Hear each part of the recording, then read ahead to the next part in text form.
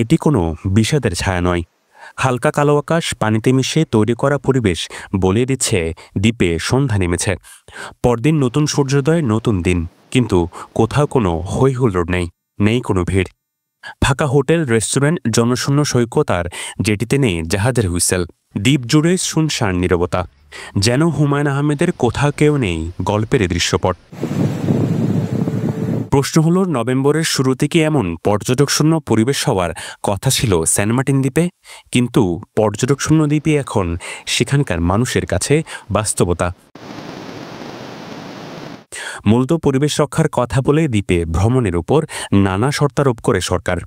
যেখানে উল্লেখ করা হয় নভেম্বরে পর্যটকরা ভ্রমণে গেলেও সেখানে রাত্রিযাপন করতে পারবে না, দিনে গিয়ে দিনে ফেরত আসতে হবে সেখান থেকে। সরকারের এমন কঠোর নীতির ফলে নিরুৎসাহিত পর্যটকেরা। এই কারণে নভেম্বরের 1 তারিখ থেকে ভ্রমণের জন্য উন্মুক্ত হলেও কেউই যাচ্ছে না দ্বীপে। তাই অপেক্ষা আরও দীর্ঘ হচ্ছে দ্বীপবাসীর। দ্বীপবাসী বলছেন, আগে অক্টোবর থেকে পর্যটক যাতায়াত শুরু হতো, কিন্তু গেল বছর থেকে বিধিনিষেধের খপ্পরে পড়েছে দ্বীপ। আগে তারা 4 মাস ব্যবসা করে বাকি 8 মাস জীবিকার সংস্থান করতেন, কিন্তু এখন মাত্র 2 মাস ব্যবসা করে কিভাবে বাকি সময় টানবে সে দুশ্চিন্তায় ঘুম হারাম দ্বীপবাসীর। অভাব অনটনে স্থানীয় অনেকে রোজগারের খোঁজে বাধ্য হয়ে দ্বীপ ছাড়ছেন। এবার পর্যটক যদি না আসলে, মাছ ধরে যদি অল্প সীমিত হয়ে গেলে, তো এখানে আমরা আর কি করবো? দিনমজুরি কাজগুলো পাবো না। আমরা নির্ভর তো পর্যটকের উপর, পর্যটক না আসলে কিভাবে চলবো, মানে নিশ্চয় আর কি বলতে গেলে। কারণ এখানকার মানুষ যারা আছে ওরা বেঁচে আছে পর্যটকের উপর নির্ভর করে। আর আপনার যদি অন্য পেশার হিসাব করেন তাহলে 100%-এ আপনার ফিশিং আছে, আপনার 10%, বা ফার্মিং বলেন, এই কৃষক যারা আছে তারা 5% বা 10% এরকম। বাকি হচ্ছে 80% বা 70% মানুষ পর্যটকের উপর নির্ভর করে জীবন নির্বাহ করে। পর্যটন না আসা আমরা অনেক কষ্ট হচ্ছে আমাদের এখানে। সারাদিন গাড়ি ছাড়াই আমরা, গাড়ির সাহায্যের বিল আমাদের উঠতেছে না, কারণ গাড়ি চালাই স্থানীয় আমরা নিজেরা চড়ি, বাইরের লোকদের আমরা চড়ার মতো লোক পাই না, আর আমাদের খরচ পয়সা না একদম। আমি ব্যক্তিগত মনে করি পর্যটক সেন্ট মার্টিন দ্বীপ ঘিরে যে পর্যটক শিল্প, এটা ধ্বংস করতেছে পরিবেশ মন্ত্রণালয়। না হলে এত সুন্দর পর্যটককে তারা কোথায় মডিফাই করে আরেকটু সুন্দরভাবে কিভাবে রক্ষা করা যায়, পরিবেশ নিয়ে করে তারা যে পরিবেশের কথাই তো বললো যে রক্ষা করার জন্য তাদের খাত থেকে, পরিবেশ মন্ত্রণালয়ের খাত থেকে তারা বলতে পারবেন ন্যূনতম 1 টাকা সেন্ট মার্টিন দ্বীপের জন্য খরচ করছে যে পরিবেশ রক্ষার জন্য। এখন আমি মনে করতেছি, আমি নিজে ব্যক্তিগত মনে করি হয়তো পরিবেশ মন্ত্রণালয়ের হয়তো একটা যুদ্ধ নেমেছে যে সেন্ট মার্টিনে কিভাবে পরিবেশ পর্যটক খাতটা বন্ধ করা যায়। হোটেল ব্যবসায়ীরা বলছেন, পর্যটক না যাওয়ায় ব্যবসায় খরা সৃষ্টি হয়েছে। ফলে বেশিরভাগ হোটেল, রেস্টুরেন্ট বিক্রি করার বিজ্ঞাপন দিয়েছে মালিকেরা। তবে চাইলেই বিক্রি করা যাবে না, কারণ পর্যটকের এমন খরায় সেখানে কেউ হোটেল কিনবে না।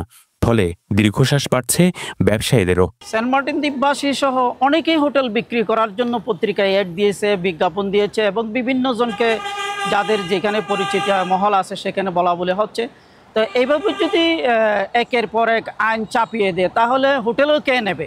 তো হোটেলগুলো ওই পোকা ধরে ধ্বংস করে দেওয়া ছাড়া কোনো উপায় নেই। সেন্ট মার্টিন দ্বীপবাসী হতাশ নয়, শুধু সেন্ট মার্টিন দ্বীপবাসী আগামীতে মারাত্মক ধরনের অর্থনৈতিক সংকটে পড়বে বলে আমি দেখতে পাচ্ছি। জনপ্রতিনিধিরা বলছেন, সেন্ট মার্টিনের 80% মানুষ পর্যটনের উপর নির্ভরশীল। মাত্র 2 মাসের আয় দিয়ে 10 মাস চলা সম্ভব নয়। এই অবস্থা চলতে থাকলে দ্বীপে শীঘ্রই দুর্ভিক্ষ নেমে আসবে। সেন্ট মার্টিনবাসী যদি ব্যবসা করতে না পারলে অবশ্যই দিন দিন সেন্ট মার্টিনবাসী অনাহারে মরবে। এরকম হলে আমাদের সেন্ট মার্টিনবাসী মনে করো 3 মাস ব্যবসা করিয়া 9 মাস চলে। এখন ব্যবসা যদি করতে না পারে, সেন্ট মার্টিনবাসী এরকম হলে না খাইয়া মারা যাবে। আমাদের সেন্ট মার্টিনের মানুষ কষ্ট হয়ে জীবন যাপন করতেছে। এখন সেন্ট মার্টিনের মানুষ উঠুনিয়া টেকনাফ চলে আইছে অনেক লোক ব্যবসা করার জন্য। কেন ওইখানে ব্যবসা বাণিজ্য নাই, ইনকাম নাই, এরকম। এখন মনে হয় আগের মতো সেন্ট মার্টিন ফিশিংও হয় নাই, মাছও পড়ে নাই এরকম। এই জন্য সেন্ট মার্টিনবাসী যদি এরকম থাকলে অনাহারে মরবে সেন্ট মার্টিনবাসী। 8 বর্গ কিলোমিটারের প্রবাল সমৃদ্ধ এ দ্বীপে প্রায় 10,000 মানুষের বসবাস।